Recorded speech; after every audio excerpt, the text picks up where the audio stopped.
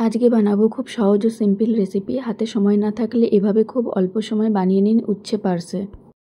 কড়াইতে অল্প তেল দিয়ে মাছগুলো ভালোভাবে হালকা করে ভেজে তুলে নেবেন। আজকে পার্সে মাছ ও উচ্ছে দিয়ে শুক্তো বানাবো।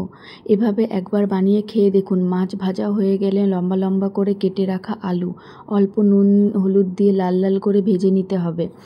আলু ভাজা হয়ে গেলে তুলে নিয়ে কড়াইতে আর একটু তেল দিয়ে তেল ভালো করে গরম হয়ে গেলে 1 চামচ কালো সর্ষে, একটা শুকনো লঙ্কা ফোড়ন দিয়ে লম্বা লম্বা করে কেটে রাখা উচ্ছেগুলো অল্প নুন হলুদ দিয়ে ভালো করে ভেজে নিতে হবে।